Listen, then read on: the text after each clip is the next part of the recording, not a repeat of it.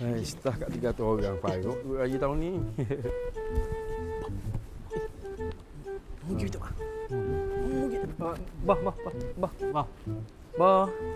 Hai. Selamat Raya. Mak raya, apa tu? Hari Raya, boh. Saya dah batik. Sebenarnya saya nak minta maaf dengan boh. Apa ni nak minta maaf ni? Ada salah kenapa? Sebenarnya saya ada buat salah dengan boh. Hari tu masa kali batik hilang, saya curi. Ha? Tak selori kok saya buat lari boh. Mung buat curi. Mung ni ok. Ai, boh marah. Ni kan raya. Tak boleh marah-marah boh. Kita kena maaf-maafan. Ya raya je. Boh marah ke? Tak, saya tak marah. Selori je ambil kau. Curi selori je.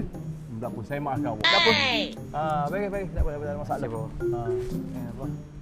Nak raya. Oh, ya dah ingat. Ada. Ambil lah. Ni bagi awak sini. Terima kasih boh. Sama mak raya ni. Saya maafkan awak. Tak apa. Saya pun nak minta maaf, bos. Selamat Hari Raya. Maaf saya batik. Saya nak minta maaf daripada hujung rambut sampai hujung kaki. Buat salah benda yang paruk ni. Dah, mana ada. Saya tak buat salah lagi macam you. You salah semua. Kalau kat selori. Ya. Selori pula. Dua tu masalah. Ada masalah. Saya tak besar mana salah tu.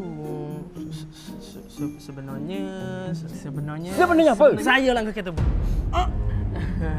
Melanggar kereta aku. Welfare. Welfare aku kepek melanggar.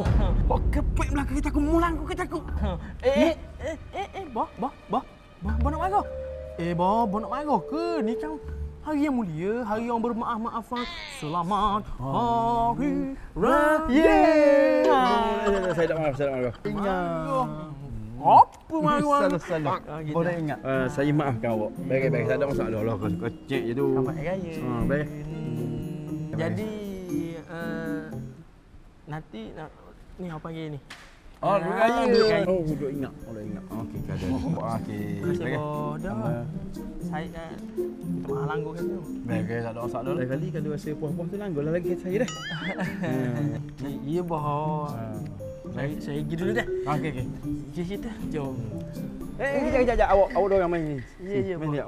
Saya dah ingat ni. Saya pun nak berhari raya kot dengan awak. No. Saya nak minta maaf lah kalau ada salah silap saya. Mana tahu tau. Boh ada salah juga. Itu manusia kan. No, manusia. Dah bawa salah apa yang kita orang? Gini, sebenarnya Allah. Hari ni kira hilah lah awak kerja saya dah. Lepas ni jadilah mari. Boh. Man boleh tiba-tiba gini, boh. Tak kena, boh. Jap. Boh. Awak marah ke? Tak. Marah? Tak marah. Jangan. Mana boleh marah kan hari ni hari bermaaf-maafan. Hari selamat hari raya. Nyanyi. Selamat hari raya. Dia marah tau. Lagi ni? Dah lah, kita dua orang kerja sini. Ya. Dipersilakan balik. Tak boleh lah. Tak boleh mari dah. Nak mari beli boleh. Nak mari curi tak boleh. Sama raya, boh. Jom balik dulu itu. Bye-bye. Tata. Mak raya tu.